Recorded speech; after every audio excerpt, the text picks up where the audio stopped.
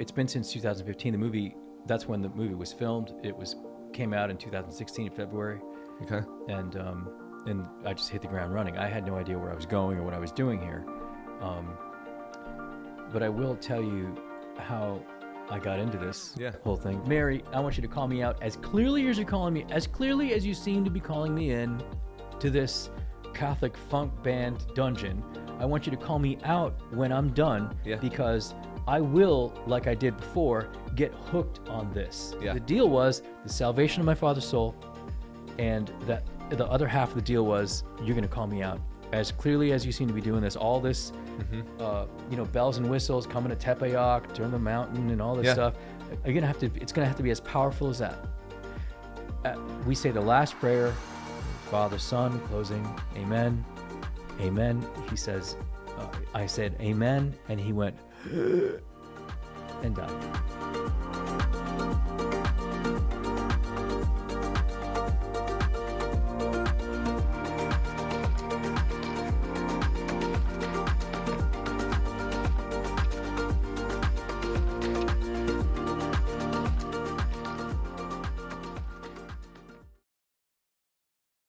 And so it's just kind of funny. Anyway, are we good to start? Yeah. All right, cool. All right, so Daniel diSilva, you are here on the Pious Reflections podcast. So just tell me a little bit about, before we talk about the Divine Mercy image, all that kind of stuff, tell me a little bit about your life, because I found out about you from our realtor, and she was like, you need to talk to him about your life. She sold you this place. She did, but it's a joke too, because I know she's going to watch this. Yeah. And that's going to drive her nuts because she's also our confirmation sponsor. And I always introduce her as our realtor first. Oh, she wants to be known as... She wants to be known as the spiritual influence, right? Not the hospitality influence. Why don't we just talk about her as your spiritual director? Yeah, that's fine. Right. Yeah. Christina will definitely take that title. Prior Christina, Father Christina. This has gone off the rails immediately, right away. Yeah. But it's okay. She'll appreciate it. So. But anyway, so have you always been Catholic, or like what's just a little bit about your story? I'm not used to telling the story in such because I want to make it super short. Okay. I've always been Catholic. I was born Catholic. I was raised Catholic, born into a Catholic family. Obviously, born Catholic, born free, as free as the wind blows. I can sing the rest of that song if you want. Just let me know. Maybe we could put that at the end. Oh, like an outro? Yeah. I have done that before. Great. Yeah. Gosh. Yeah. I went to Catholic school. I was kicked out. And then I went to Catholic school again. I was kicked out again. Like this is all high schools? Yes. Okay. But I was Catholic the whole time. Okay. Like I wanted to be Catholic. I didn't do anything super bad. There's another song coming to mind. Then I fell away from the Catholic Church when I dated a girl in college who was Methodist. And I thought, what's the big deal? Yeah. Right? Yeah. They had good music too. Yeah. Their music was good. Yeah. Well, you got to watch those Methodists. My mom was Methodist and she married a Baptist. So. Oh, yeah, that's trouble. Yeah, there. it was. Yeah. Yep. They called her the my dad would say, yeah, I married a pagan because they had better looking women. Wow. As a joke, but yeah. I get it. Well, I mean, you married her, so. Yeah, So and I have their looks, so you can be the judge. Clearly. So, yes. Clearly, they're better looking. Yeah. They had a choir, like a full-out choir. And I went to North Texas to study music. Okay.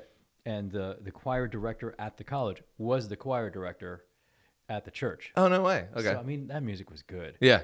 And I really enjoyed it. That is so interesting because with people coming into the church now, like into the Catholic Church, that's what they're saying a lot of times is the music is at the Catholic Church is good. Although I did go to a contemporary one that was like a contemporary Catholic service, and that was a weird experience because I felt like I was in a Baptist church, but I was in a Catholic church. Right. You know, like a Baptist church in like the 90s. Yes. Open the eyes. Yeah. Anyway, so you were dating this Methodist. Yeah, that's a very small part of my story, but that's why I decided to go and venture out. Yeah. And then I never missed Mass, even when I was dating this girl. Again, that's a very small part of the story, but it had to do with me venturing out. I would go to Mass and then would go to church with her. Okay. And I didn't know about the Eucharist. I didn't know how important that was, and how difficult it was for us as Catholics to understand and believe. I had no idea. Nobody told me about chastity. Nobody told me any of these things. These things were not even on my radar. Right. All the things we know about, especially, you converts. Yeah. Because you guys, I always consider you guys to be like the prodigal son who comes back, and we're the other guy. Who's standing there going, "Who?" Yeah. Yeah. Yeah. You've had all the riches of the church this whole time, and you never studied it. You never knew. But Yeah. I mean, who's teaching us, right? Yeah. I mean, I can give you a list of who I blame. It's in my pocket. Yeah. It's not me. Yeah. Yeah. So then I was at a long story short. I was at a retreat. I heard somebody give a talk about chastity of all things. Okay. And that literally brought me back into the church. Like a Catholic retreat on Headlong. chastity, or just a Yes. Christian retreat? Okay. Yeah, super Catholic. Okay. And it was they touched on, this is before theology of the body was really a big deal. They touched on a little bit of theology of the body, Yeah. just tangentially. Yeah. And You're talking about John Paul II's work, Theology Right. of the Body? Okay. Correct. Yeah. And just how real that whole thing was. And Yeah. I mean, it struck me like a lightning bolt. Yeah. And I went on, mentally and spiritually, I went into the woods Yeah. for a long time. Wow. That's it's interesting too, because I was talking to somebody about that. It's interesting because that prodigal analogy is, I think, fitting, because my Protestant friends do not believe that we never thought we were going to become Catholic. Like, when you become Catholic as a Protestant for 35 years, you're not exactly like counting your blessing.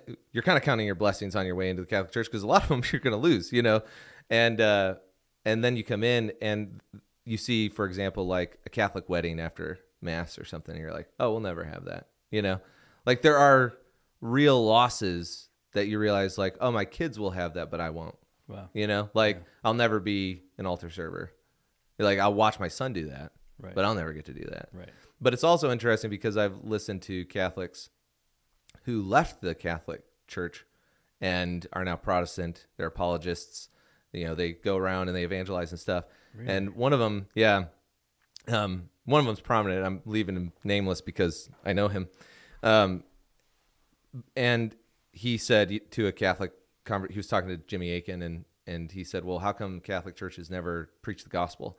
And now that I'm in the Catholic Church, Jimmy Akin said, well, when you're young, your memory may not actually, you may not have been the most attentive to what's going on, but they definitely preach the gospel. And when you're a convert and you come in, and you realize the connection of the Eucharist with the gospel and the homilies and stuff and all this stuff that's focused at this central point in the Mass, you realize, well, the gospel is preached every Sunday. Mm-hmm. And, every church has problems with catechesis. So, whether you're especially when you've been Protestant, you go to different churches, they're always talking about, so how do we disciple? How do we do life together? How do we do this? Because people are walking away. They don't know their Bibles. They don't know the catechism. They don't, all the denominations are talking about the same thing, just in their own view. But coming into the church, I think you're right. It does feel that way a little bit, because then you're also kind of like, if you guys are the older brother, it's like, so wait, how does Dad want this done again? You've been here for a long time, we don't really know what's going on. So how did you get tied into then the Divine Mercy image? And I know that you had a musical background too, because of Christina's connection. She told me that you were doing music for a little bit. Mm-hmm. And did that at all play a role in getting you into the ministry you're doing now? In a certain sense, it did. In a certain sense, it got me into what I'm doing now. But I got into music was my pathway to hell when I was playing secular music. Okay. It was I swore it off. I would never touch my instruments again. Oh wow. At one point, and then I had a very lucid moment in prayer when I feel like I was asked or called to go back into music and play Catholic music. This is the outer shell of the story. Yeah. And so I went back in, but I wouldn't say music. And then through playing that Catholic music, I evangelized. I was evangelized through doing that, as well as hopefully were other people who listened to that music. But I certainly was paying attention to what was being sung from my mouth. Yeah. And that evangelized me even more. But so at that point, yes, it played a role in locking me into the Catholic Church willingly, Yeah. locking me in. But it was also, music was also used. It's like AI and everything else. It can be used for evil, and certainly was at the beginning of my life. Yeah. Without me knowing it, I never thought of it as evil. It was just good music. Right. Yeah. And so I do have a side question for you, just because it's top of mind. Since you're a musician, you have an informed opinion about this. Have you noticed that some Christian artists, whether they're Protestant or Catholic, have started removing songs about sin, like removing words out of their songs, like trying to make them more nice, I guess you would say? Like, I was listening to one song, the song "How Deep the Father's Love for Us." It's a very popular song in Protestant circles. Like, if you grew up in the youth groups, it's like every week, like that's going to be on the playlist, of worship. And in that song, it's like, how deep the Father's love for us, how vast beyond all measure, that he would save a wretch and make us his treasure. Well, I was listening to this, and there was a new version of it by another artist who were covering it. They took the word wretch out. Mm-hmm. And I've noticed that some of these Christian artists are removing some of these, I don't know what you would call them, like adjectives about our state of sin. Offensive words. Yes, offensive words. That's the word. And and I was like, well, that takes away some of the beauty of God's mercy if you do that. Mm-hmm. Now it's like, well, you're no longer the prodigal son. You're just a son who went on a vacation and you decided to come back. Right. You weren't that bad. Yeah. It's too bad too, because that's a throwback. That word wretch, of course, everybody knows. Mm-hmm. It's from Amazing Grace, mm-hmm. and it's a throwback to, or a tribute to, or a nod to the heritage of the Protestant church, which is, right. There are lots of beautiful things about it. Yep. I'm not a proponent, but there's a lot of beautiful things in there that, help me come back to the Catholic Church. Right. You know what they say, the better Protestant you are, right? the more closer you're getting to the Catholic Church, you're going to end up, here's case in point. Yes. But yeah, I have not noticed that. I don't listen to Christian music, or I like it. Yeah. But I don't listen to a lot of music, believe it or not, anymore at all. Oh, really? Yeah. Well, that's interesting. I do feel like that's happened to me though too, because I have gotten to a point where I started listening to, well, part of it is if you have kids, I turned on some music from high school, mm-hmm. and I was like, oh, this is a great song, kids. And I was like, oh, so cool when I listened to this song. And then they started making fun of it, like within seconds. And I was like, I guess I am a little old for this song. Where's that instrumental stuff? I'm going to do that. You can't make fun of me for that. Kids don't realize how cool their dads are. That's right. Yes, that's right. I know. Yeah, I did actually see a meme the other day that was like, it was a Babylon Bee article. It said, kids completely unaware of how cool dad is. That was actually the headline. Exactly. Yeah. We had our day. Yeah, that's right. That's funny. Yeah. So then you come into the Divine Mercy image. How did you get? And I watched a couple of your lectures, so I have some questions about some of your thoughts, because it sounds like, and I imagine this just is the case. Like, how long have you been doing this now? Because I looked, and it's been. When I looked at the documentary, I tried to find it, and it looked like it had been made about 9 years ago. You've been doing this for how long now? The documentary was made in 2015. Okay. And so how long have you been doing the whole Divine Mercy image ministry? And because you basically go around and you tell us what you do with the Divine Mercy image and how you got into it. So full immersion, doing Divine Mercy work has been since that movie was completed. Okay. I haven't had a job since. Wow. It's just been, I like to say that I have never had a job. Yeah. Only because I've always been doing music, and I've only had a couple of employers, really. So it's been since 2015. That's when the movie was filmed. Came out in 2016 in February. Okay. And I just hit the ground running. I had no idea where I was going or what I was doing here. But I will tell you how I got into this whole thing, if that's what we're here for. Yeah, for sure. Yeah, I don't know how much about me you want to know, but I want to know as much as you're willing to tell me, and then we can go into the Divine Mercy image. Okay. So, by the way, I think it's a really good thing that you have me here. Okay. I do too, by the way. Thanks. And I was thinking about this on the way over here. I akin it to my friend Bob. I'm going to say who he is, Bob Ostrowski. He might even see this, who is a core driller. He drills in concrete. Okay. And to drill in concrete, you need these $10,000 drills, Yeah. diamond bit drills, and they're this big and they're hollow, and they just, he just turns it on, he puts pressure on it, and he just waits for half an hour while that thing drills the concrete. And Bob is one of the only guys in our area who has these drills. Wow. You need Bob if you're gonna drill. And the strange thing is, I never knew this, but they build the building and then they drill the holes. Yeah. You'd think they'd pour the concrete and let's put pipes in there, but then how would you get the pipes out? Right. So they pour the concrete of a building and then they drill holes in this concrete. It seems backwards, but that's how they do it. I can't think of a better way to do it. So it's backwards, but it's right as well, which is poetic. But anyway, Bob's the guy you want to have. Yeah. And it's not about Bob. Right. It's about his drills. Yeah. I mean, he's got a lot of knowledge on how to work these things. Right.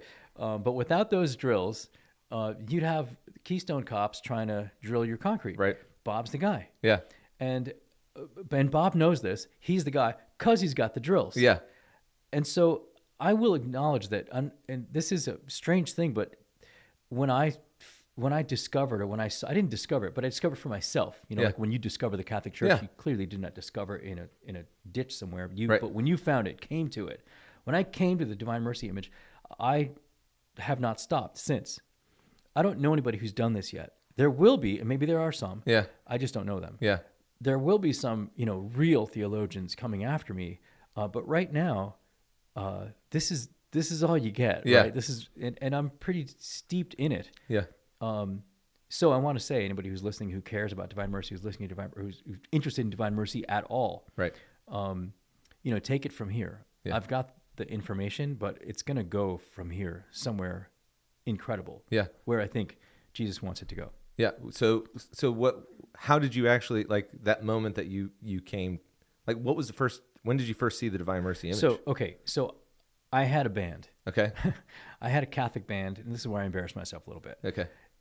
I swore off music, my secular music. I played for 10 years. I played with people whose names I could give you and you would know them. Okay. And then I realized I was on my way to hell. All right. Basically, and musicians will understand this, when you're a musician, for some reason, you could be terrible. Mm-hmm. You could be the worst musician ever, but for some reason, privilege is just thrown at you. Yeah. Privilege in the form of drugs, alcohol. Yeah. I mean, women. Yeah.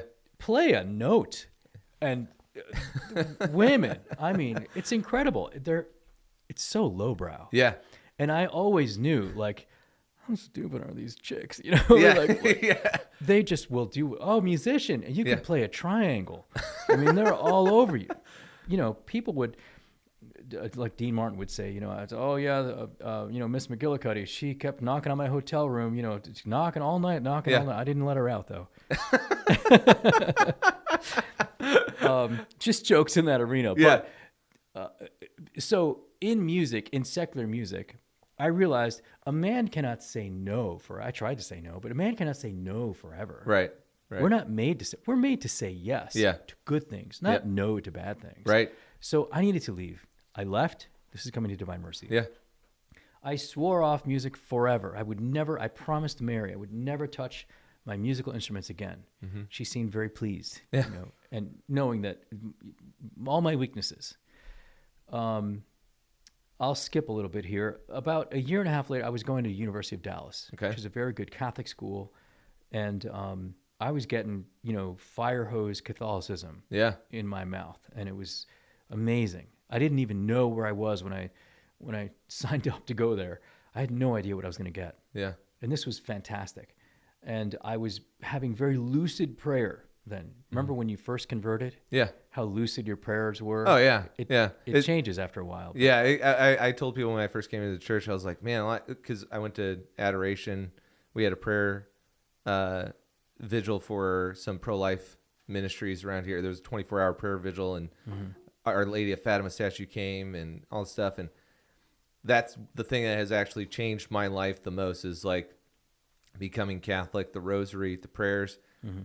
I never prayed for longer, especially after I went to seminary. And after seminary, the prayer life kind of like got stale pretty hard, because it was like, as a Protestant, you were growing up, well, just tell God your heart, Mm-hmm. And then you study, well, God's omnipotent, so, I don't have to make these verbose prayers. Plus, it's kind of discouraged. So, he already knows. Yeah, he already knows. So, and you start to kind of get dry. And I remember going to adoration the first time and just, weeping, and I couldn't figure out what was going on. And that doesn't happen every time. But it was like the first time.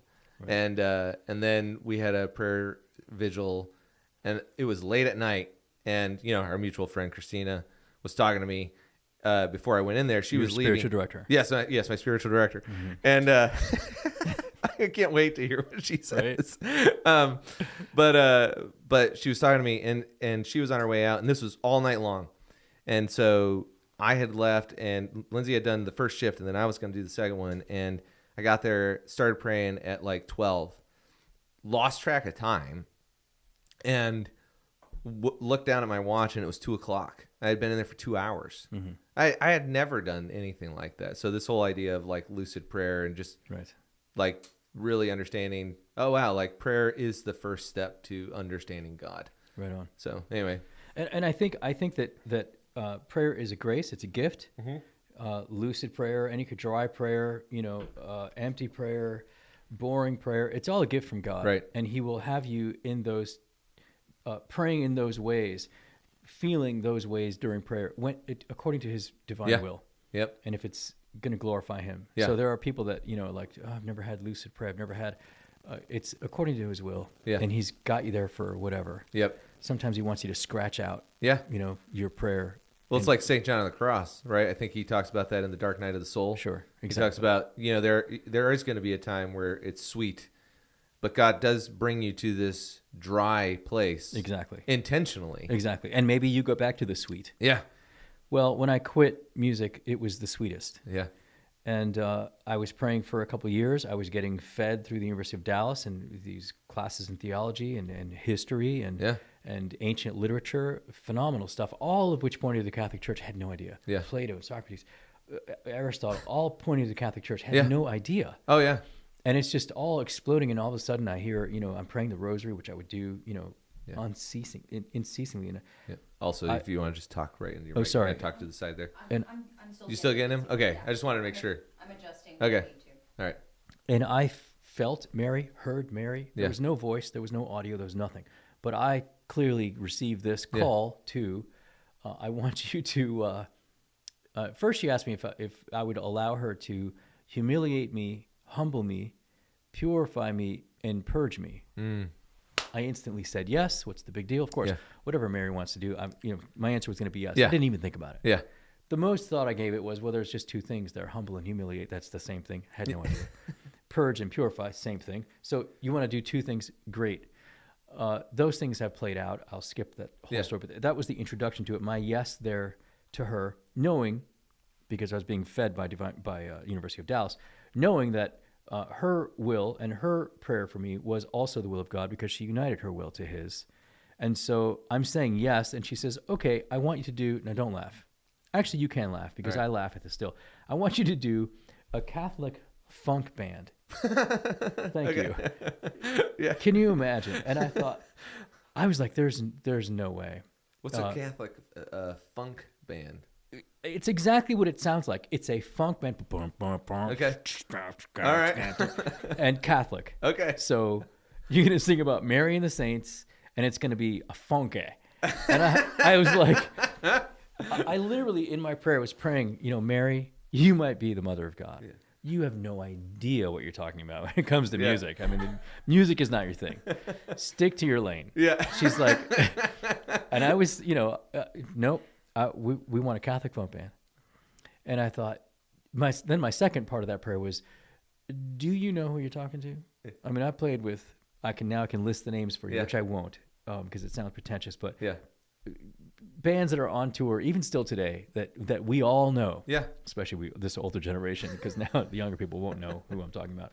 But I'm like, do you know who you're talking to? Yeah. And Catholic funk band. Oh my God, I just don't even believe this is. So was it that you were like embarrassed by the idea? I mean, wouldn't you be? Yeah, I'm embarrassed for you right now. Thank you. And I thought, there's no way I'm not going to make a fool of myself. Yeah. I'm here to be holy. I'm here to change my life and be holy. Catholic funk band. I couldn't get over it. So I said, look, I'm gonna I would do this if it was really what you wanted Yeah. me to do. I mean, it's a stupid idea. And I said this to her. Yeah. It's a stupid, stupid idea. It's going to go nowhere. But I'll do it if you want. Is Yeah. this part of the humble, humiliate thing? Yeah. Let's go. I'll make a fool of myself. So I went to Mexico City to pray at the Basilica of Our Lady of Guadalupe. Wow.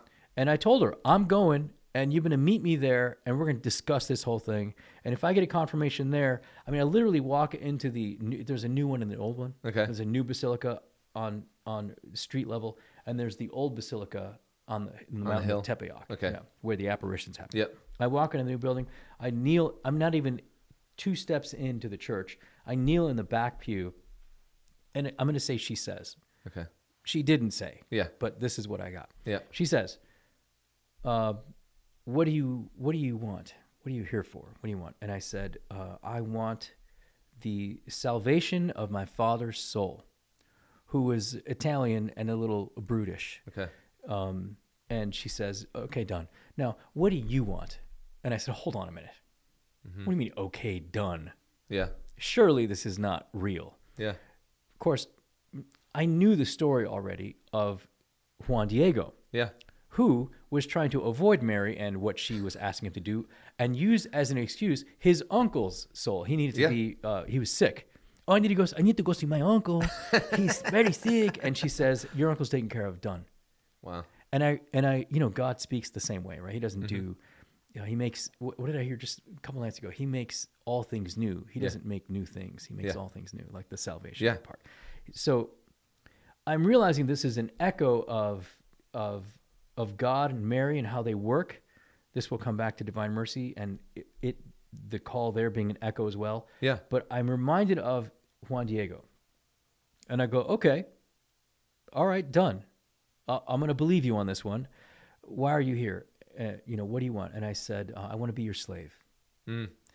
So real quick, because St. Louis de Montfort has that kind of language, had you been already consecrated to Our Lady at that point and gone through St. Louis de Montfort's consecration? Okay, yes. Cool. Yeah. Jeannie Spears introduced me to St. Louis de Montfort. She'll probably watch this podcast. I'll make sure she does. All right, yeah. So I said, I want to be your slave. She goes, you want to be my slave. What do you want? What do you? And I said, I want to be your slave. I love you. I want to be your slave. She goes, all right, well, go to the top of Mount Tepeyac and we'll discuss. So I go up to the top of Mount Tepeyac. On the way there, there's a Protestant preacher of some sort giving a tour of Tepeyac. Giving a tour of it? Yes.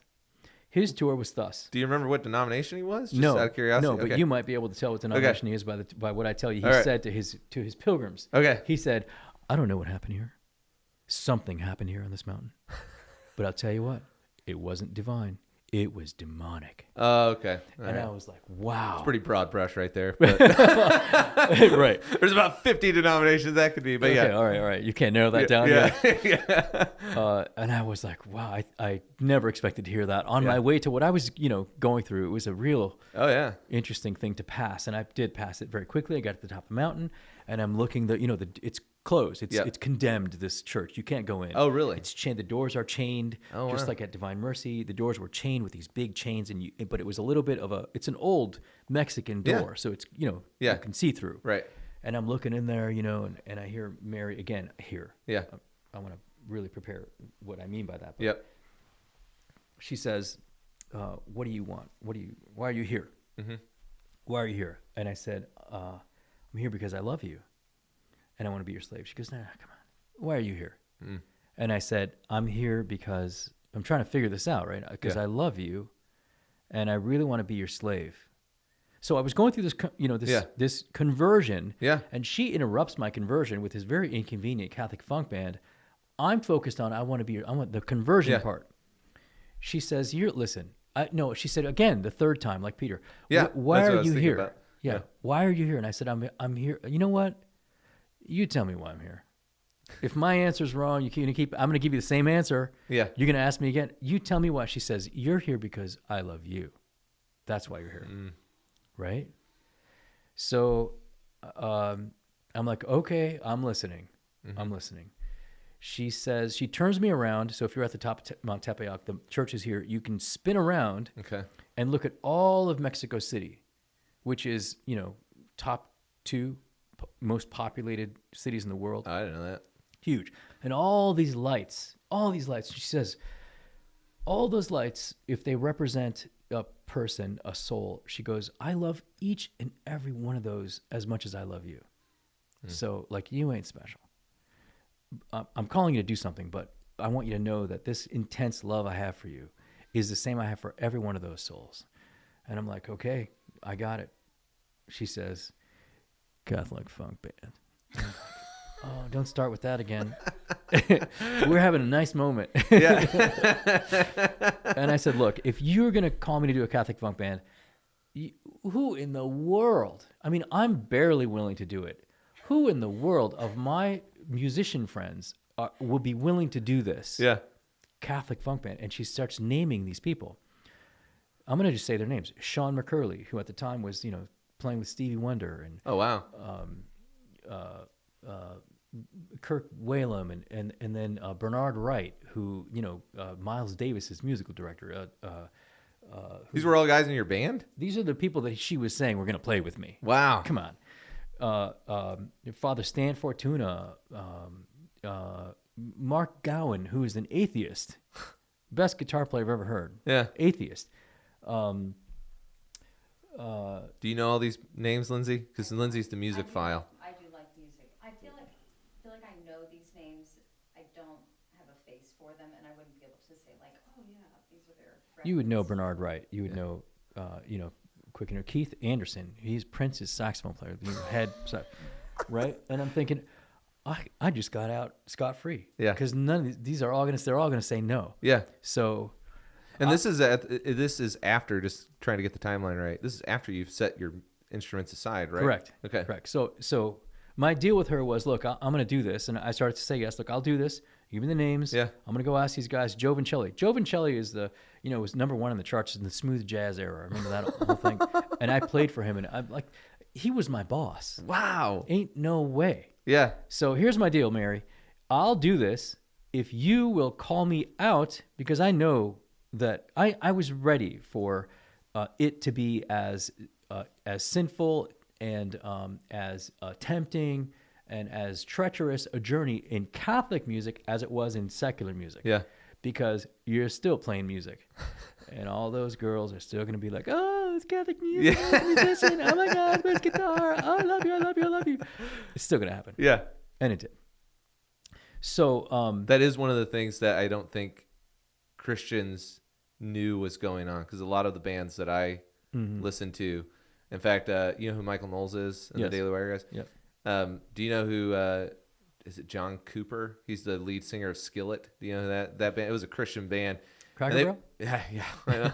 It's so funny because it's one of those bands I used to listen to. I ran cross country, and so I'd listen to their music to get pumped up. And he was on the Michael Knowles show, and they were doing the yes or no game, and they asked, a question basically: is the stereotype of a rock and roll artist still apply to Christian rock and roll artists? And he was like, yes. And it shouldn't, but it does. And I saw a lot of these guys now that are done playing music and stuff. They've done interviews, and they talked about like a lot of the crazy stuff that happened at their concerts. And you would just never have known as a kid. Your parents are sending you these Christian concerts, and then the after party happens, and like you just had no idea. Mm-hmm. And now that's kind of out of the bag. But anyway, so you start this Catholic funk band, and a word to all the women who love musicians. Most musicians are real introvert nerds. Many of them are angry. We call it hashing. They're They're in their rooms going, and they're mad at their parents, and they hate everybody. And those are the people who grow up to be musicians. I love you. And it's like they're just angry. Yeah. And I'm one of those people. So I'm saying this not to talk about anyone else, but you have to get good. Yeah. To get good at anything, but especially music. Yeah. You have to be isolated. Yeah. Because nobody wants to hear you practice. Yeah, it's true. You got to be alone. Except your mom. My mom loved to hear me practice. Hercules. Yeah. Your mom loves it.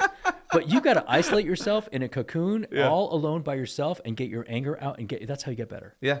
It's the weirdest thing. Now, that's not true for every musician, but most musicians, especially of the rock genre, those are usually pretty angry people. And that anger doesn't go away just because you got better at music. Right. Anyway, those are the people that women are throwing themselves at. Yeah. So, and any musician, and of course I know many of them, they will all acquiesce to this. Yeah. Yeah, it's, that's how we got good. We locked ourselves away. Anyway, Mary, I want you to call me out as clearly as you're calling me, as clearly as you seem to be calling me in to this Catholic funk band dungeon.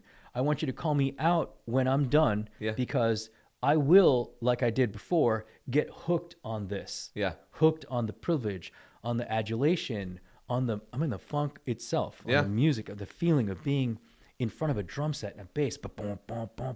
Yeah. It's like riding a Harley. Oh, yeah. You just love that feeling. And there's something addictive to it. Yep. So I begged her, call me out. She goes, deal. Yeah. Deal. So the deal was the salvation of my father's soul, and that the other half of the deal was you're going to call me out as clearly as you seem to be doing this. All this, bells and whistles coming to Tepeyac, turn the mountain, and all this stuff. You're gonna have to. It's gonna have to be as powerful as that. Okay, so the deal was made. I went home. I called, the guys, Mark Gowan, the atheist. I called him last. I called Sean McCurley. Yeah, sure, I'll do it. No problem. Joe Vincelli. Yeah, Joe's response was, I've been thinking about in what way I could give back these gifts to God. So yeah, I'll try it out. I told him it was a one show thing. Yeah. Mary didn't say go on any kind of a tour. It's a one gig. We're just gonna do one gig. I called. And what was the name of your band? Is this the Crispin? Yeah. Okay, because my spiritual director told me about it. So your spiritual. Oh yeah.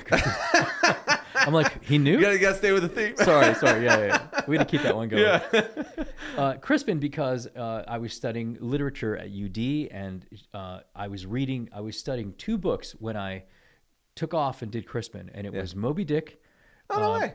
It was my favorite piece of fiction. He realizes he's, in the beginning of the book, he's come to a time when he wants to knock hats off people walking out because he's he needs to get away. Yeah. And so he goes on a ship and goes whaling. Yeah. And that was really inspiring for me to just go and do what I think I need to do. Oh, yeah. The other one was Shakespeare, the King Richard, and the Crispin's Day speech, when he encourages his warriors to who are afraid and outnumbered, that he says in 20 years or whatever, when you're old and laying in your bed, you will have wanted to be here and fight this fight. You will not want to have been one of the men who ran. Wow. In 20 years from now. So it was a very inspiring thing, and that's how I felt about this whole band thing. I called the guys. Everybody said yes. The atheist said, Mark Gowan, he said, we're good friends. And we were good friends. He said, and you need me for this. You probably couldn't do it without me. So I'm going to do it. But don't ever ask me to do it again. I'm going to do this one show for you, with you. But I'm not going to sing the name of Jesus or anything. So when we sang, Jesus, the name Jesus, he's because he was a good singer. Yeah. And he sang harmony. He would close his mouth so as to not even be seen mouthing the word. He would not sing. He wouldn't be seen mouthing the word Jesus. And he would close his mouth. Anything that was, slightly religious, he wouldn't sing it. Yeah. All the other lyrics, he would sing along, and he sounded great. Yeah. So we booked a show, Dallas Museum of Art. There was 444 seats. I remember this. And it was standing room only. Everybody's kids, like yours, were in the aisles, and everybody bought tickets. They were like $12 a piece, and it was packed to the gills. I had special guests. I had some percussionists. I'm a percussionist. Okay. African drummers on stage. I mean, we had the whole thing, and it was all Jesus was glorified that night. And the first thing that happened backstage after the concert is Mark Gowan, the atheist, said, "Dude, that was amazing. Oh my gosh, if you ever need me to do this again, man, I'm in. Just call me. This is so good. It's so much fun. I won't sing Jesus, but I'll do this gig again. This is really great." And I said, "Well, Mark, this is the one and only. This is the flash in the pan gig, and we're done. But thanks." Yeah. The next day we got a call from New York City, Atlanta, LA, and Bermuda for more shows. I'm like, well, you worried about that Bermuda one? You go there and then you just disappear. Oh, right. Yeah, I mean, maybe it's a good thing. So, of course, I called the guys. I'm like, well, they're asking us to do more shows. The word got out. It was literally the next day, the next 2 days later. Word got out. This is all pre-social media too, right? Yes, there's not like a huge we never Facebook had, crowd. We or still anything. don't have a website. We never had a website. Man, 150 shows a year, and this is how it started. What? For 10 years. You did 150 shows? Yes, What? a year. From That is 1999 crazy. Yeah, a year. Yeah. Okay, so here's a question I have real quick because I know. So we converted, largely because of this podcast, and it was I did a seminary degree, and I won't bore you with the details, but I wanted to use it. So we started a podcast so that I could talk about philosophy, theology. And I was talking about so many Catholics. I was like, I should probably do a critique of Catholicism so people don't think I'm going to become Catholic. And I became Catholic before it was like right before the tidal wave of like all these influencers did it. So I appreciated that. Although Shia LaBeouf did come into the church on the same day we did, which I was like, ah, dang.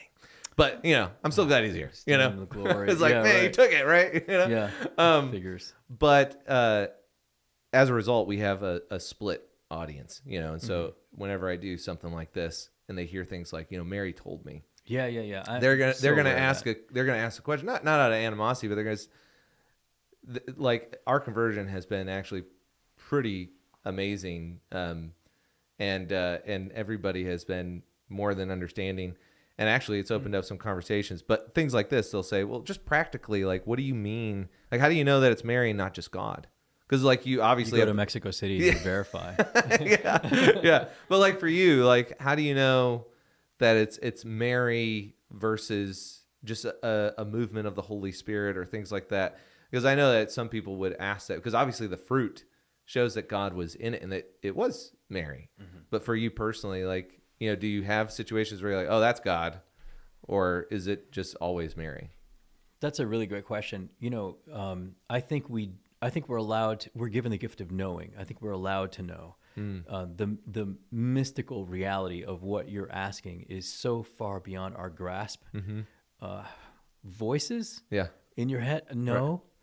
Right. Do you feel a nudge on your shoulder? No. Yeah. Is there a light? No. Do you see something? No. Right. How do you know? How do you know faith is faith, or grace is grace, or mercy is mercy? We're given we human beings have the ability to know far beyond what we can see, smell, and hear, and sense. Right. Right. I can't tell you how I know. Yeah. But my life on it. Yeah. Yeah. The way I've explained it too is because from the Protestant coming in, one of the things that hit me like a thunderbolt, I guess you would say, it's the closest. It was a conversion experience. As a Protestant, we grew up in a faithful Christian home, and we would talk about the. By the way, how are we doing on time? I haven't even checked. 42 minutes. Okay, all right. I just want to make sure we get enough time. We've for been you to talking record. for 42 minutes. Yeah. So we're doing good.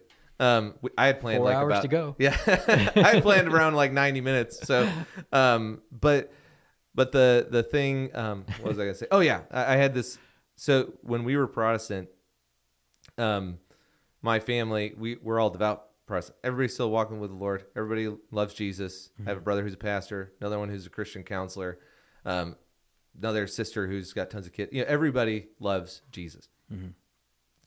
And one of the things that you would see is, and people like that, the prodigal son kind of conversion story. Like, I was in a life of drugs, I was in the lowest of the low, and just boom, God grabbed me out of here, And there was this perception of kids who grew up Christian, like, man, I kind of wish I was like a little bit worse so that I could experience God's mercy more. Yeah, I've seen this. And maybe we can get into that around the divine mercy image.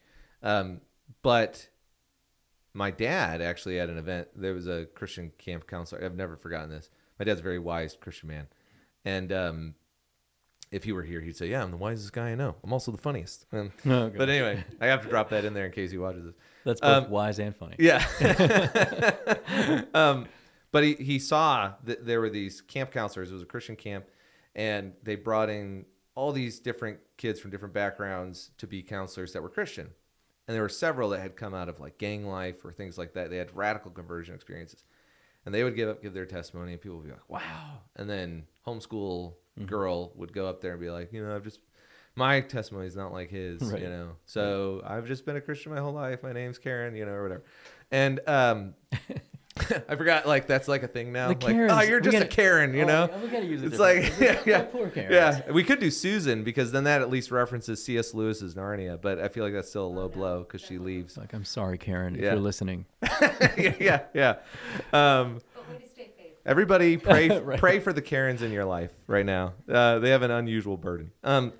But Karen, he's kidding. Karens, he's kidding. yeah, yeah, that's right. Yeah, nice look at the camera there too. Right? This is for you. Yeah.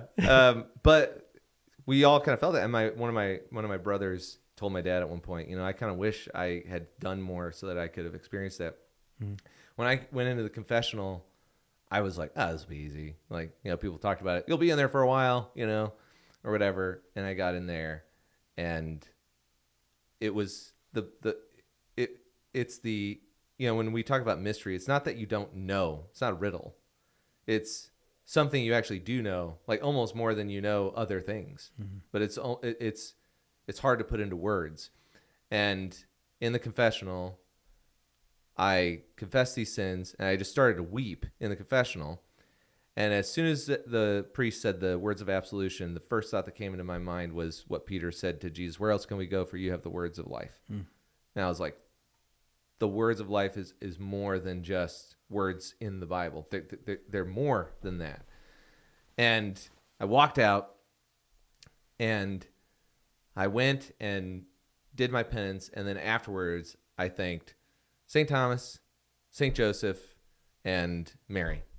And I didn't know why, other than the fact that there had been all these things, where as a Protestant I would have just called it the general, you know, God. It was just God, right? God did this, God did that. But then you realize the communion of saints is that God works through the saints. Mm-hmm. And which St. Thomas, by the way? St. Thomas Aquinas. Mm-hmm. And because he was the first Catholic I was exposed to in seminary. We studied Thomistic metaphysics and epistemology, but we stayed away from the theology. So we were evangelical Thomists. And yeah. Yep. I've never even heard of such a thing before. It's a big deal. Yeah. And they get a lot of flack from other Protestants because the Protestants think that, well, by virtue of you guys like studying Thomas, that's why they all become Catholic. Right. You know, but that's not necessarily You the study case. Augustine too, right? We didn't study Augustine as much, but Protestants really like Augustine because he has a lot of emphasis on Scripture. Mm-hmm. And there's a lot of infighting around Augustine. Like, so there's a lot of infighting around how, like, it is kind of funny because you're like sola scriptura guys.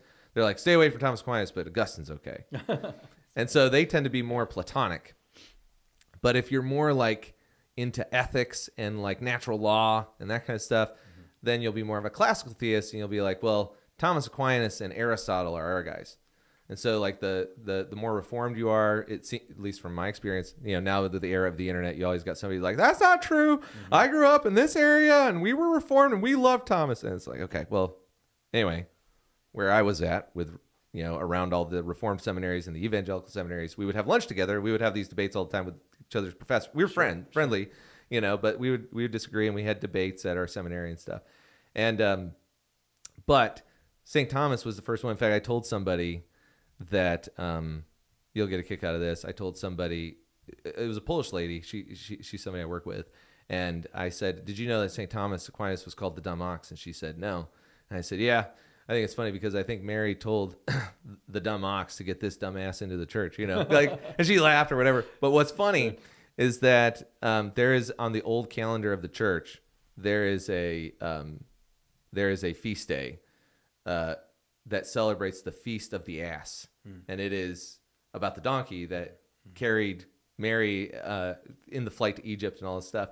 And I was doing the consecration of Mary, and when I started it, I didn't know this, but I started it, and I noticed that I had a rise in subscribers, like a serious spike on that day.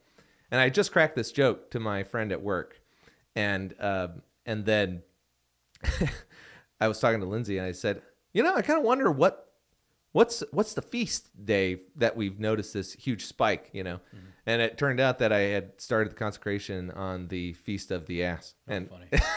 I was like, look at that, you know? Perfect. But back to the conversion aspect, you know, I realized that there really was this communion of saints that God uses. And when you are in a place like Mexico City or whatever. Well, you're obviously where the context is Our Lady of Guadalupe. And when we moved here, we didn't realize, we didn't know that there was this big Dominican presence or any of that kind of stuff in Cincinnati. And Where'd you move here from? Charlotte, North Carolina. Okay. So, and that was where the seminary was. And we moved around a couple times before that, but we started investigating while we were down there. And then we came up here, closer to family, which is Ohio, for those that don't know. And it just so happens that the church that we got brought into was the Dominicans. And it's like, my seminary education began with Thomas Aquinas as an evangelical Protestant. Right. And then my confirmation in the church happens by the Dominicans. So Right. I have to thank him. But then also I had Mary. My mom had a picture of Mary downstairs and when I was a kid. And she got some flack when she first bought it because people thought she was Catholic because Mary has a very faint halo on it. And that's the picture up over our fireplace. That picture was my mom's. And I played underneath that thing as a kid my whole life. And in fact, actually, my knee went through the corner of it, actually. And there's a crack in it because it's my knee. Well, anyway, I did not like this painting, like at all, my entire life. I always thought it was ugly because it was kind of green and didn't look good. And one day we were visiting my mom, and I came out to the car, and my wife was putting it in the back of the van. And I was like, what are you doing? I don't want that painting. And she was like, well, I want that painting. And I was like, and my mom was like, she already said yes, you have to take it. And I was like, fine. Well, we'll put it upstairs. And because we had an upstairs in the, it's up over the fireplace. And I'll show it to you after we're done. Wow. And so I put it, this is 5 years before we even investigate the Catholic Church. And I'm like, it's going to go upstairs because I don't want people to think we're becoming Catholic, right? Because that's what my mom. I'm shocked to even hear that there was a painting. Yeah. Okay. Yeah. And so, anyway, we kept it, and then we started investigating the church. And as we came into the church, I realized that Mary got me that painting. There was no other way that it could have been anything else. Mm-hmm. And then my mom's like, this is your knee mark right here, actually. Like, you actually put your mark on this, And I did not like Mary. I didn't have as visceral of a thing, a reaction to her before, but I did have a friend who was sending us books on Mary. And I was like, dude, why is she sending us those books? She actually ended up becoming part of our conversion story. But anyway, that's besides the point. But all that to be said, like this sense of, it's hard to explain, but I understand what you're saying about, like, how do you know the difference between Mary versus God? And it's like, well, you just kind of know, I mean, like the saints do make themselves known in a lot of ways, and then, like, within the first year of us being here, we got to venerate the skull of St. Thomas, which was like crazy. And it was so funny because it was the first time that I realized that the saints were actually like our friends. Not just like athletes that you look up to, because sometimes that's how it feels, like, well, he's like Michael Jordan, and if you want to be like Michael Jordan, you better practice every day, kind of a thing. But then I realized, like, oh man, like, what are the odds that I would get this opportunity, within the first year of being Catholic with the Dominicans, all this stuff is happening, I'm like, man, this is the greatest honeymoon phase of my life. And I realized it was like, oh man, like, yeah. Second greatest. Yeah. Yes. Good point. I got you. Good save. I appreciate that. Yeah. And so anyway, but yeah, it was that idea of, like, he's not just like a philosopher anymore. He's like actually a Christian brother, who's actually praying for you. Like that whole idea of like the cloud of witnesses kind of came into view. So anyway, I was just curious and how you would answer that, because it is a question that I think is fair for Protestants to ask, and I get asked it all the time. Very fair. But anyway, so now you do the funk band, and what happens next? And you do this for 14 years? No, for about 10 years. 10 years, okay. Yeah, so everybody said yes. That was a miracle in itself. Yeah. And then you have like 150 shows a year. Yeah, at the peak of it, it was obviously the first one wasn't, but right. Then skip 10 years later in 2009. So my father dies in 2007. Mm-hmm. He dies. Remember the promise. His soul. Yeah. On the Feast of the Immaculate Conception, December 8th, before he died in February, I called Father Robert McGuire at UD. I was in DC now playing a gig. And I was at the Basilica of the Immaculate Conception in DC on December 8th. Wow. And I called Father McGuire. Before I left on this tour, I wrote my dad a note. Okay. A letter. And I said in this note, my father was very generous. Yeah. He was not a wealthy man. He was an iron worker in Chicago, which is where we're from. We were living in Texas at the time.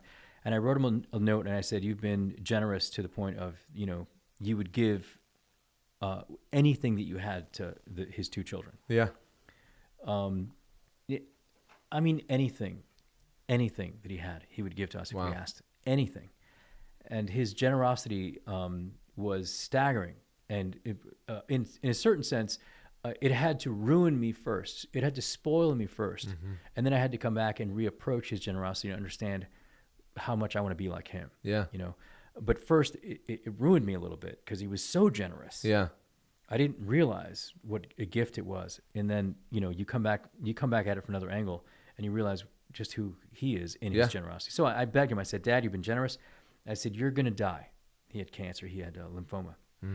Melanoma. Mm-hmm. And I said, you're going to die. You have told us this. You've announced this. You're coming to the end. I said, I need to ask you for one more thing. And I'm doing this because I know you're generous. And I know you're going to say yes. And I know you're going to do it because you've never said no to me. Mm. And I said, I need you to become a saint so that you can scoop my sorry behind into heaven, because I ain't making it without some help of saints. Mm-hmm. So I need you to die in the state of grace. He hadn't been to confession in years. Wow. Years. Because of bad catechism, bad teaching. He didn't realize how he could have. But he thought he was doing a good thing by abstaining. Okay, gotcha. God bless him. Yeah. Right? Sometimes, anyway. Yep. I begged him. I said, I'll set it up. I need you to go to confession. I need you to get the absolution on the Feast of Immaculate Conception, because there was an indulgence that year, Benedict. Okay. I believe it was Benedict. Yeah, it was.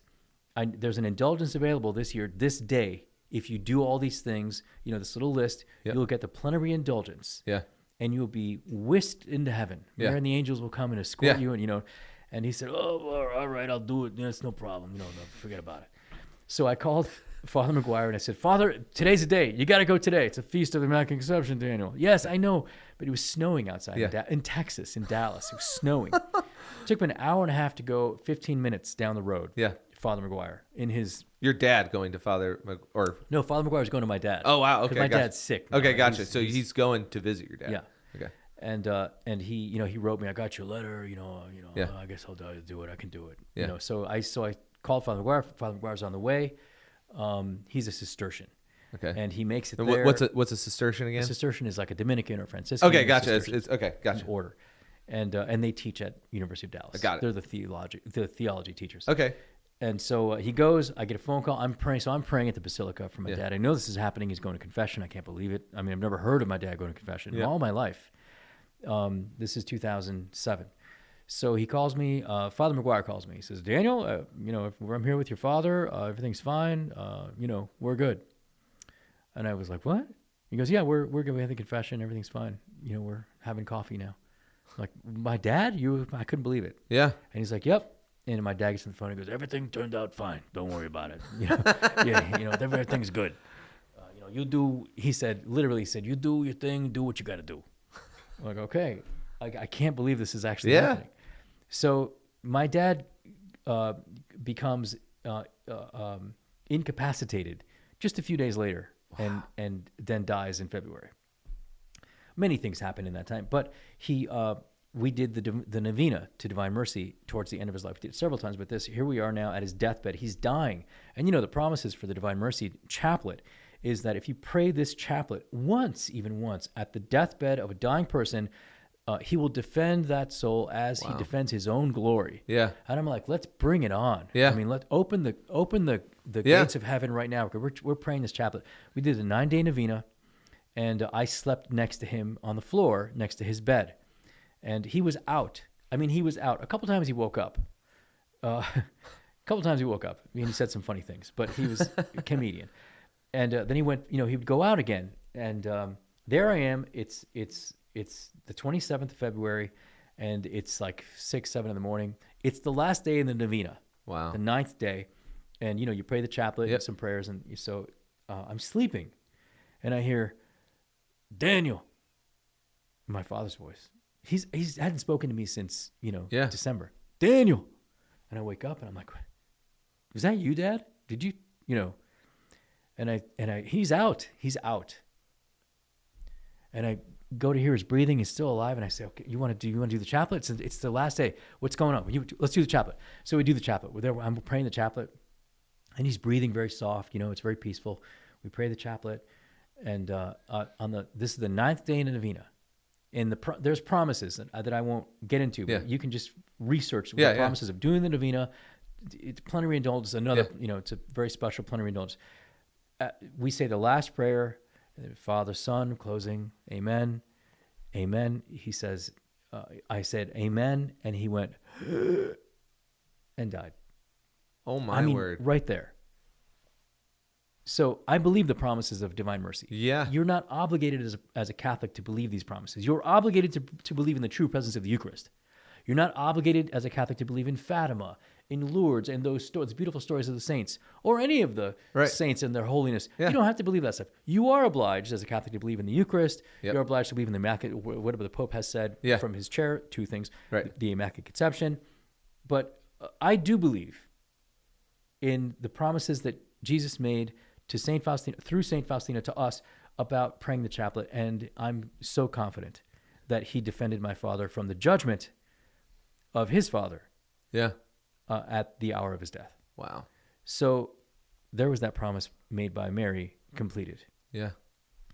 2 years later, I'm still in the band, 2009, I'm in Lithuania. And I felt Mary say, while I was on tour, we did Estonia, we did Ukraine, Latvia, and Lithuania was our last tour. We did like 9 shows, and we're doing clubs, we're doing bars. It's a Catholic funk band. It's 8 black guys and me. Yeah. And we are funking it out. And at the time, there were no black people in Lithuania. There are now, but we didn't see any. To the point where the guys in the band were like, "Man, are we all right here?" Yeah. They're fun. Yeah. Aren't they also like really good at basketball? Yeah, that too. Yeah, they got that extra muscle. Yeah. And so we're touring. We're playing these nightclubs in Lithuania. People are dancing to our music, freaking out. Yeah. They've never heard anything like this. They have no idea that we're singing about Saint Bernadette. No clue. But we're mixing in with this. We're playing Rocket Man, Elton John. We're playing some Bob Marley, and we're mixing it, and then we break into this Catholic stuff. And we had now been together for 10 years, so we know what we're doing. Yeah. And it was a lot of fun. And Mary's telling me, this is it. This is the off ramp. This is it. Yeah. This is the last hurrah. So the last concert of that tour, we're in Vilnius, Lithuania. No way. Who knows where Vilnius is, yeah. right? Yeah. I didn't know until I started researching to have you on the podcast. But you had to know, right? Yeah. So we're in Vilnius, Lithuania. It's the last night of the tour. We're playing. It's outside concert. It's beautiful weather. And the band tells me, Danny Ray, you need to go sit down outside and sit in the congregation. They would call the audience the congregation. They were all Protestant. Every one of them was Protestant. In your funk band? Yes. Yes. Not anymore, but back then they were. Some of them are some of them Catholic now? Yeah, the atheists converted, by the way. No way! Yeah. Oh my word, dude! Crazy. If you come back, we should talk about some of that. That'd be awesome. It's complete nonsense what happened in that band. But anyway, they were riotous, these guys. And they said, Danny, Ray, you're going to sit down in the congregation. We're going to play for you. The last hour, the last set of this gig, we're going to play for you. And basically, they made fun of me. They changed some of the words. Yeah, it was a roast. Yeah, very good. I'm going to use that from now on. There you go. And they changed the lyrics. They tried to dance like me, which they could not. I haven't seen you dance, but based on this interview, I believe that statement. Me. I'm going to trust your sandwiches. You trust me. So they're there, and I get a tap on the shoulder. I'm watching my band play. I'm having a great time. I mean, they're busting it out. And I get a tap on the shoulder, and this man says to me, tonight, you will sleep with Jesus tonight. The guy says that? Yes, just like that. And that's me. I'm like, whoa, get off of me. Don't touch me. And he says it again. He says, yes, tonight. You sleep with Jesus tonight. And I thought, this is really wacky. Yeah. I asked the guy next to me, who happens to be the promoter of the tour. Yeah. He's the guy who took us all around. And I said, what's going on here? He Is it a says, full moon? yeah, right. Well, we had just toured the KGB museum. In Oh, Vilnius, wow. and we learned how a lot of people slept with Jesus. Yeah. Before their time. Right. So I was really nervous about what's going on here. Yeah. And the guy, he's a little rough. He had kind of a crew cut and Right. that Lithuanian look. They don't smile in Lithuania. Yep. It's communism. You don't Yeah. smile because if you 100%. do, you're up to something. Yep. So he says, "Don't worry, he's a priest." Oh, Father, let's go. Father Vidas, which Okay. is his name. Father, where do you want to go? Let's go. Yeah. I'll go sleep with Jesus tonight. Where are you taking me? So he says, "Come on, come with me." And he takes me. Remember, Mary just told me this is Yeah. it. This is the last hurrah. Yeah. He puts me in his little BMW. We're driving around the streets, the cobblestone streets of Old Town Vilnius, and he takes me to this church. And there's this old door, just like Tempeok, with the chains on it. No way. And he puts a key in the door, like one of those 101 Dalmatian keys, like this, and the lock falls off, and the chains fall to the ground. And he opens these. At the time, they were old wooden doors. Yeah. And he opens it up, and there's this picture above the altar. The Divine Mercy. This picture, I know it's Divine Mercy. Yeah. Switch to it. And I'm looking at this painting, and he says, "This original picture, this." Come on. Yeah. He says, yes. This original Faustina picture, painting this picture. Wow. And I was like, shut up, Father. There's no way. Yeah. Everybody knows that St. Faustina lived in Krakow. Yeah. And the painting was done there. I said, no. Faustina lived here, Vilnius. She make painting here. She make diary here, Vilnius, not Krakow. Whoa. My mind is blown. I'm like, you got it. Come on. Yeah. No, I didn't believe a word. He says, tonight you sleeping here. And he made a pallet. No way. Yes, for me behind the. Oh, this is not kosher. Yeah. Don't let the Dominicans hear this. Okay, I won't. Yeah, tell them skip this podcast. Will do. He made a pallet for me. I'm not saying it was made of altar cloths, but I don't know what else he took out of the sacristy. And he put some cloths down and a towel for a pillow. And I was behind the altar. Wow. So you're the congregation. Yeah. Here's the altar. Yep. I'm behind the altar, under the tabernacle, under the painting of Divine Mercy. No Which way. Yeah, which he claims is the original. Yeah. Or whatever. Yeah. So I sleep there. I'll skip what happened that night. It was very peaceful. Yeah. He says, tomorrow we making mass, 6 o'clock. Okay. Not realizing that a musician and 6 o'clock have never met. Yes. In the morning. And so 6 o'clock in the morning, there he is. I'm waking up to his big head going, get up. And I don't usually tell this part, but I woke up completely soaked, like Lourdes soaked, Wow. wet.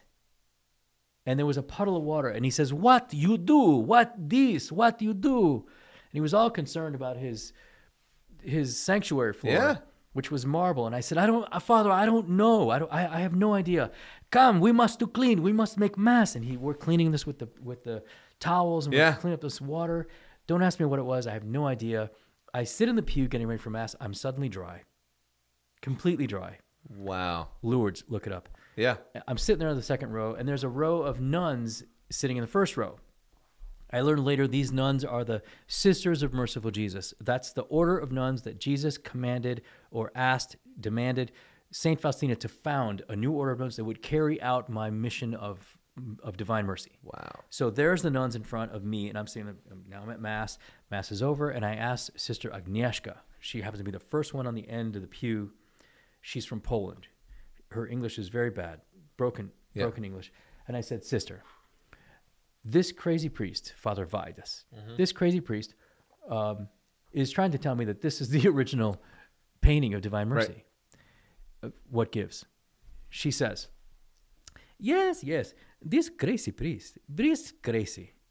This original picture, yes. She says, priest crazy. He steal picture and bring to this church.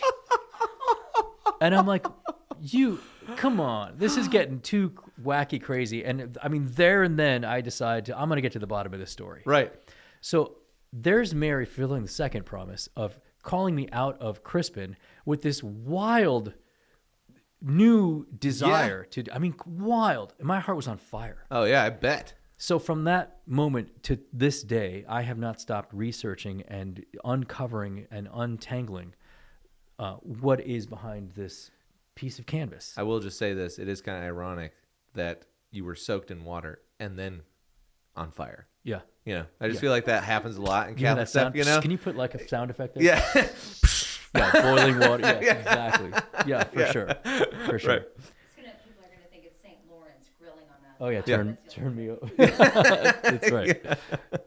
Yeah. So that's how you, so then what happens after that? Like, how do you, because now you got So- this band and well, they knew that I Yeah. told the band this is our last. This is the last hurrah, night. which is why they told me to sit in the congregation. They knew this was over, so they all flew home. I stayed for a couple days, Yeah. wrap up business, and then I went home and I started begging for money. I thought we were going to do a documentary. Yeah. Or, at the time, I was making movie trailers. I was living in Hollywood at the time. Wow. Well, actually, San Diego, working for a company Okay. in Hollywood, and making really short videos and writing about Yep. movies. And I decided to beg for money to do this movie. To do the movie, the Yeah. documentary, Yeah. which is called the original divine. Is it called the original Divine Mercy image? Is that what the original- documentary is called? The 'Cause I was looking it up, but I can't. It's escaping my memory right now. The original image. The original image. Of Okay, Divine we'll make Mercy. sure we put a link on that in the Great. description. And finally, the Archbishop Gintaras Gružas of Vilnius decided that he wanted me to do this film, and so he Wow. granted us the money to do it. We got a few other smaller grants from other people, and I filmed the movie in 2015. We started, I think, on the Feast of Corpus Christi, started filming. Shortly thereafter, we're in the middle of filming. I think in November, a guy named Pope Francis, announces out of the blue, we're going to have this holy year of mercy, Wow. starting on the Feast of the Immaculate Conception of 2015, and it's going to go through 2016. And so the Archbishop calls me and says, "Daniel, I need you to hurry up with that film. The Pope just announced the Jubilee Year Wow. of Mercy." And so it came out during 2016. The Jubilee Year of Mercy it was not planned at all. And the film came out, and then I started going around doing the quote director's cut. Yeah. Where I'd show the film and talk Yep. about some of the anecdotes of making the film, Yeah. kind of thing. And people would always go, "Well, where do we get Yeah. a copy of this picture?" I'm like, "I don't know. Yeah. You're on your own for that. I'm just here to tell you that this is the original, and Yeah. the story is phenomenal. It was stolen. It was smuggled across communist lines. It was abandoned, forgotten. It was literally abandoned for, almost 22 years just left to Right. rot, and it did rot. Yeah, there's pictures I saw of them restoring the original image. Yeah, those are real, and then Wow. they restored the painting to its original form. We almost lost it. The Yeah. story, just the history of the image itself, is just mind blowing. Yeah. And we did the research for that. I want to say that there are other people who have done like podcasts or even lectures. I know Father Chris Allar did a lecture on all that information he got from our film. Wow. It's interesting to see. There's even a guy in Italy who this is crazy. He took the cover of our DVD, made a book, and basically wrote out the script of the movie and sold it as his own book. He's the author. Is that why you have all these disclaimers on your website? You got to ask for permission? Yeah, right. Yeah, it's incredible. Yeah. But now the story's out, and people are starting to So go to Vilnius. I did want to ask you this because I noticed that there was a lot around communism and this image, and one of the things that I started reading right before we started investigating the Catholic Church was like Solzhenitsyn, Gulag, all that kind of stuff. And I wanted to ask you, like, are there any connections to, because I think you mentioned in one of your lectures about the fact that you weren't sure if the communists were actually after this image or not. And it was a while ago, so I'm not like trying to like fact check you or anything like that. But have you, in your research and in your presentation about the history of this image and how it was hidden and stolen and smuggled and all that kind of stuff, is there any overlap with like communism and like stuff like that with this image? Your first question was were they after this image? They had no interest in this image Okay. at all. In fact, they would, when they would roll into Vilnius, where the image was painted and done and still is, they would commandeer churches. They would destroy the statues and the paintings, and they would use those churches as barns and prisons and barracks and whatever they needed. And they would take all the valuable paintings. Twice they did this to the church in which the painting was hung. They left the painting twice. What? They were not interested in the painting. Everything was gone. The pews were gone. The candelabras were gone. The lights were gone. Everything was gone. The painting was hanging on the wall. Yeah. And they left it there, to rot, which is, in one case how it got almost destroyed. Yeah. The windows were broken. Everything was broken. The wind and the snow and the rain, but the image was there. Wow. This leads me to another question, because during World War II, and we can wrap up here because I think we're getting close on time. Yeah. So this will be the last question, because you got to do recording of your stuff, and we've got to make lunch for you guys, so you're good to go. This will be the last question. Why does God care about art? And what I mean by that is, there are sacred images that just seem to survive things. Like if you look at like World War II bombings, like there was, I think it was the Last Supper.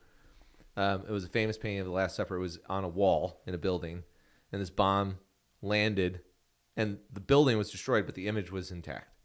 And there's these like miraculous protection around art, or like Our Lady of Guadalupe. Like there was a terrorist that tried to blow it up, and like, do you know this story about how the cross like wrapped around and protected the image? Mm-hmm. Why do you think, and I think this is interesting too for Protestants, because you have a spectrum of Protestants who are like, I won't even watch The Chosen, that's idolatry. And then you have Protestants over here who are self-aware, like the Babylon Bee, who wrote a satirical article that said, Protestants open art museum, mostly empty, right? So there does seem to be this spectrum of people, but it definitely seems clear to me that art, specifically images, are important to God, such that he would protect them. So what are your thoughts on that? And we'll wrap up with that. I mean, if he didn't protect art, what would we worship as Catholics? Because we worship art and pictures and statues. So, I mean, he needs to protect those things because those are our golden calves. So, yeah, we're accused Good of answer. this. And with that, we'll just sign off. Good night. And don't forget to go get the Divine Mercy image, set up your idols. There you go. Yeah, have them in your, yes, for sure. Next episode, we'll teach you the dance we do before the pictures. Yeah, it's funny because Jesus said about this particular image, and when he was making these promises, there was only one image. There are thousands of images now that people refer to as Divine Mercy. Yep. But he said about this image, those who will venerate, not worship, venerate this image, I will defend as my glory. Those who will venerate this image, I will defend from the judgment of my Father. Now I will defend from enemies already here on earth, which is interesting. Yeah. Now, already here on earth, and at the hour of death, which is an echo of, we talk about how God echoes things. Yeah. Of the Hail Mary prayer, which we ask Mary to pray for us now and at the hour of our death. Jesus says the same thing. I will defend those souls from enemies already here on earth, now, and at the hour of death. He makes these promises about this painting, about those who have. He never made a promise, by the way, about the diary of St. Faustina, right? Those who will read the diary, I will defend. He never said a word about the diary. That is interesting. He never even asked her for a diary. Yeah. Her spiritual director, his Christina, asked her to do the, careful if she ever asked you to keep a journal. Yeah, I know, right? So Father Sapochko, during confession, was like, I can't listen to your stories about Divine Mercy. Please just write it down. I'll read it later. Yeah. And that's how we have the diary. Jesus asked her for the painting. And he made these promises surrounding the painting, yes, surrounding the chaplet, as well, the prayer, which is, for the sake of your sorrowful passion, have mercy on us and on the whole world. It's a prayer to God about the sorrowful passion of Jesus. So Jesus is asking us to pray to the Father and claim his sacrifice on the cross, claim his suffering, and present it as a gift, as a sacrifice. You have nothing to give. Yep. You have me to give, Jesus says. So place my suffering before my Father. Don't give anything of your own. Give me, Jesus says. Place it there and ask God, for the sake of this suffering and death, have mercy on me and on the whole world. Mm-hmm. Through this work of art. And this work of art depicts not mercy, but divine mercy. Not the mercy we could give, don't worry about it, you broke my window, forget it. It's divine mercy, the unfathomable mercy of God, whose beginning you cannot see. Those rays represent mercy. Yeah. Whose beginning you cannot see, its origin, Alpha and the Omega. He has no beginning and no end. You cannot see where the rays end. They go off the page. On better images, you can see the rays going past the frame. It comes from the body of Christ, the church, through this hand. This right hand is blessing. Yes. Through the Holy Catholic priesthood. He's dressed in a priest's alb. He's wearing a priest's cincture, and the priest only wears the alb and the cincture when he's going to say Mass. This Jesus is dressed as a priest saying Mass. The high priest. Well, he is the high Right. priest, but he's dressed. The high priest would be this mystical. Yeah. Right. He's dressed as a low priest, as one of our priests. That's interesting. Yes. I didn't tie that together. And the low priest, Father Michael Sopochko, again, the spiritual director of St. Faustina, modeled as the high priest. So you have this priest. And so Jesus is, we have the whole theology of in persona Christi, that what the priest does during a sacrament, Jesus is actually doing in heaven. So when you see this at Mass, this torrent of mercy is pouring on us. That's happening just at the blessing, right? This picture reveals mercy. Even Father Michael Sopochko wrote in his own journals and his own memoirs that this is all things divine mercy, the diary and the rest, on a single page. That's it right there. Wow. And I did have a question because I haven't one of your images here, and I looked closely on it because one of the things when we were coming to the Catholic Church, you find that there's all this debate over everything that's ever happened in the Catholic Church. His wounds are visible in this picture, right?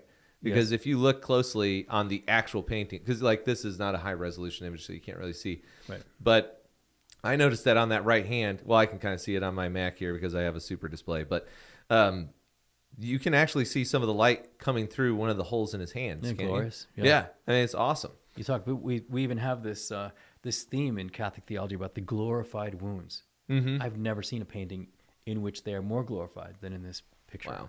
Well, I think that's a good place to stop. Daniel, thanks a bunch for coming on to the podcast. I really appreciate it. And where can people find out more about what you're doing and plug all your stuff, basically? Plug everything. Let's see. We'll just cut out the uninteresting stuff. I'm just kidding. Yeah, that's good. It'll make more room for this. Yeah. Original Divine Mercy is our website. Yep. And we do all we do is promote the original image.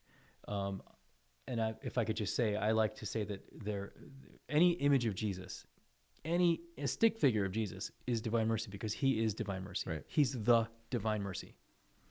This picture and this picture alone is a picture or a painting of what Faustina saw. Mm-hmm. So the Last Supper, the Good Shepherd, it's all Divine Mercy. I'm not saying that the painting that Adolf Hewa did, the most famous painting of, quote, Divine Mercy, is not Divine Mercy. It's all Divine. The Last Supper, the crucifixion, it's Divine Mercy. The creation of the world is Divine Mercy. But this picture, this painting and this one alone is a picture of what Faustina saw. Yeah. So in a certain sense, it merits the name Divine Mercy. Our mission is to bring this painting back to its pride of place among those devoted to Divine Mercy. I would like nothing more than for everyone to understand the importance of this picture, what this picture is saying, because art speaks. You asked why art. Mm-hmm. Art speaks. It has a language. Yep. It makes the invisible visible.